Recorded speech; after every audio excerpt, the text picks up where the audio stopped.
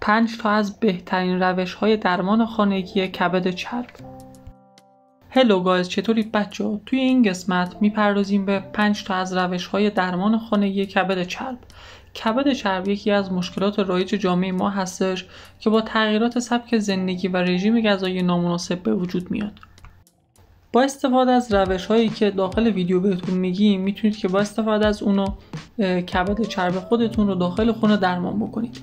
اولین مورد مصرف میوه و سبزیجاته که یکی از راه‌های مؤثر در درمان کبد چرب افزایش مصرف میوه‌ها و سبزیجاته که این مواد غذایی به علت آنتی‌اکسیدان‌هایی که دارن باعث میشه که کبد چرب شما از بین بره. مورد بعدی کاهش مصرف چربی‌های اشباع شده هستش. چربی‌های اشباع شده موجود در غذاهای مختلف مثل گوشت قرمز، بیسکویت، تنقلات میتونه که باعث کبد چرب بشه و اون رو تشدید بکنه. پس بهتون توصیه میشه که اگر که از این مواد استفاده میکنید کلاً بذارید کنار و سعی بکنید که یک رژیم غذایی مناسب داشته باشید. میرسیم به قسمت سوم، یعنی مهمترین قسمت درمان کبد چرب در خانه.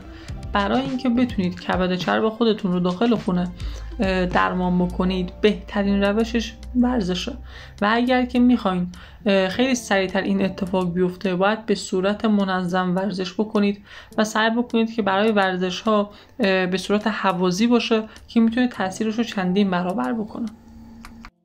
بر اساس مقالات 2023 مصرف چای سبز میتونه که باعث کاهش کبد چرب بشه و به شما کمک بکنه که از کبد چربتون کلا رها بشید و این مشکلتون رو برطرف بکنید. پس حتما بهتون پیشنهاد میکنم که روزانه 2 الی 3 فنجان چای سبز مصرف بکنید که این مشکلتون برطرف بشه. مورد آخر، مورد پنجم، کنترل استرس و خواب مناسبه. استرس مزمن و کمبود خواب میتونه که به افزایش خطر بروز کبد چرب منجر بشه. بنابراین برنامه‌ریزی برای کاهش استرس و ایجاد یک روال خواب منظم بسیار مهمه و میتونید که از روش‌هایی مثل مدیتیشن، تمرین یوگا، تکنیک‌های تنفس عمیق و ایجاد یک محیط خواب مناسب استفاده بکنید تا بتونیم که اگر که امکان ابتلا به شرایط بیماری کبد چرب رو داریم ازش جلوگیری بکنیم و به این بیماری مبتلا نشیم. خب بچه‌ها، مرسی که تا آخر ویدیو با من همراه بودین. اگر که کانال من رو ساب نکردین حتما ساب بکنید. هر نظر و ایده‌ای هم که داشتین داخل کامنت ها برام کامنت بکنید. حتما کامنت هاتون رو میخونم و سعی بکنیم که همه اطلاعات سلامتیمون رو با کمک هم بیشتر بکنیم تا بتونیم یک جامعه سالم داشته باشیم.